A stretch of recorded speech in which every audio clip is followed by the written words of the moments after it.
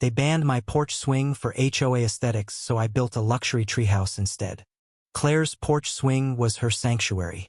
For years, she'd sit there, sipping coffee, watching kids bike down Willow Lane. The creak of the chains a quiet rebellion against the Karen HOA's sterile perfection. When Mark, the HOA president, slapped a violation notice on her door demanding the swing's removal for aesthetic non-compliance, something snapped. Claire wasn't just fighting for a swing. She was fighting for her soul. Mark was relentless. His clipboard was his scepter, his biweekly inspections a reign of terror. Uniformity breeds value. He'd preach at meetings, his voice sharp as the manicured hedges lining every yard. Claire's swing, with its chipped paint and faded cushions, was a blemish on his vision of suburban utopia. The neighborhood watched, silent, as the battle brewed. Most complied with Mark's rules, fearing fines or his cold, judgmental stare. But Claire, she was done bowing.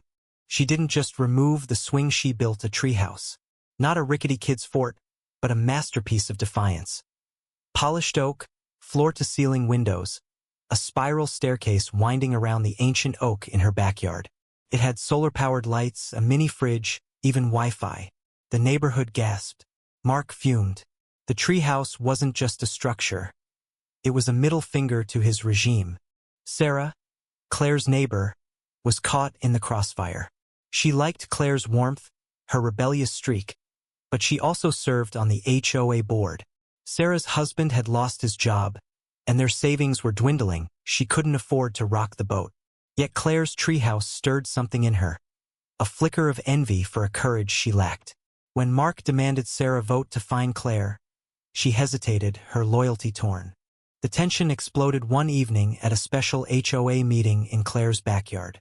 Mark stood below the treehouse, megaphone in hand, reading violations, unauthorized structure, height violation, aesthetic disruption. Claire leaned over the treehouse railing, her voice steady but venomous. You banned my swing for your precious aesthetics. This is my answer. Neighbors gathered, phones out, recording the showdown.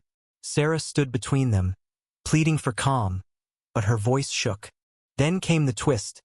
Tom, the quiet retiree from across the street, stepped forward.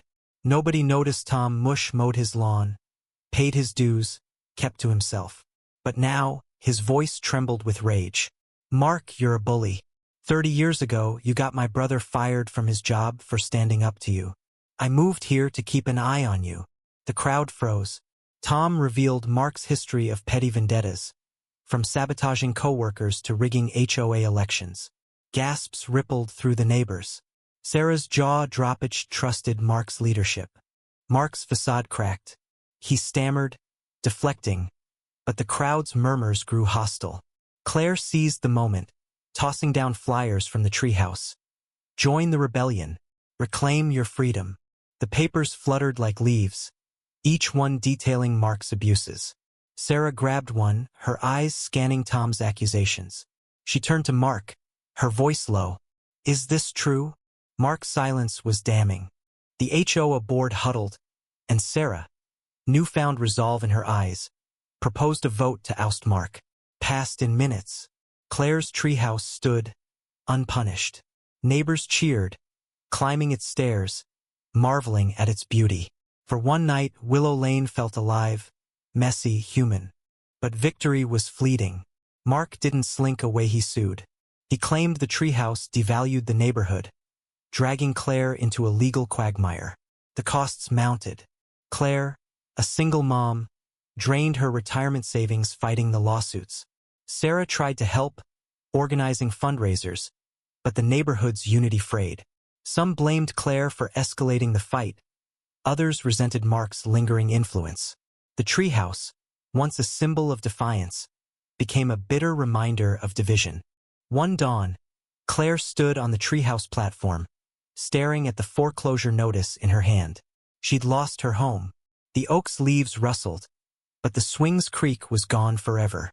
She left Willow Lane quietly, her daughter by her side, the treehouse abandoned to the next dreamer or fool. What's your take? Was Claire's rebellion or reckless pride worth the cost? Share your thoughts on justice below.